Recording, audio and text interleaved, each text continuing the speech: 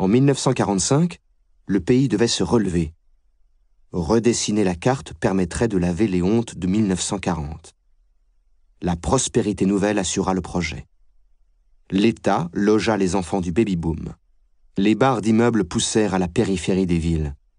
Puis, il fallut étaler l'urbanisme, comme le disaient les aménageurs.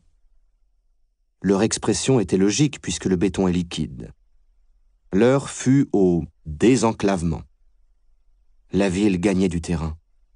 Ce fut le temps des UP dans les années 1960, des ZAC une décennie plus tard. Les autoroutes tendirent leurs tentacules, les supermarchés apparurent. La campagne se hérissa de silos. Pompidou était gros et la France prospère.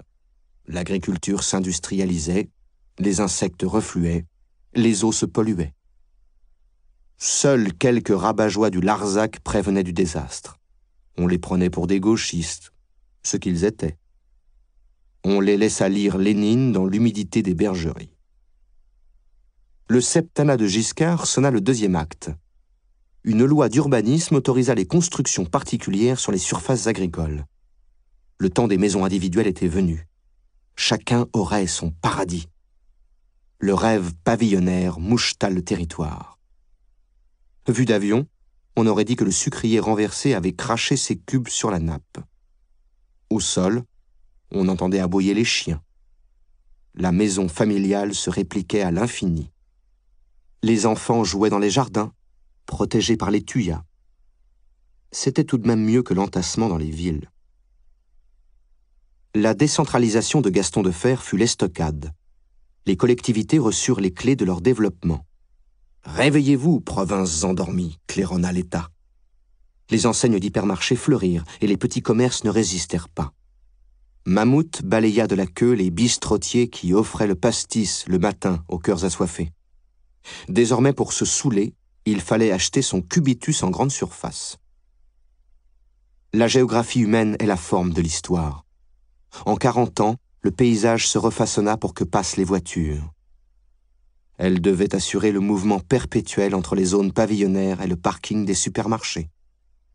Le pays se piqueta de ronds-points. Désormais, les hommes passeraient des heures dans leur voiture. Les géographes parlaient du mitage du territoire, un tissu mou, étrange, n'appartenant ni à la ville ni à la pastorale, une matrice pleine de trous entre lesquels on circulait. Internet paracheva la mue en fermant les dernières écoutilles. Après les 30 Glorieuses, on aurait pu donner aux 2 premières décennies du XXIe siècle le nom de 20 cliqueuses. Les hôtels de la première période pointillaient la campagne, châteaux d'eau, péages et pylônes. La seconde époque avait laissé moins de traces, se contentant de creuser le vide. Le monde se projetait sur un écran. On pouvait rester à la maison, entouré de voisins vigilants, comme le proclamaient les dispositifs de sécurité municipale. Parfois, un foyer rural organisait une tarte aux pommes avec partie de belote le dimanche, pour ramener un ersatz d'énergie dans les villages dévitalisés. Le service à la personne avait remplacé la vieille amitié, et la vidéosurveillance garantissait l'ambiance. Au commencement, les choses avaient dû être enthousiasmantes. Nos parents s'en souvenaient. Le pays attendait les lendemains.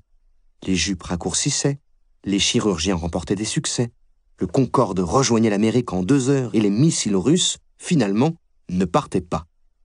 La belle vie, quoi. Les nourrissons de 1945 avaient tiré à la loterie de l'histoire le gros lot des années prospères. Ils n'avaient pas écouté Jean Cocteau lançant cette grenade à fragmentation dans son adresse à la jeunesse de l'an 2000. Il est possible que le progrès soit le développement d'une erreur.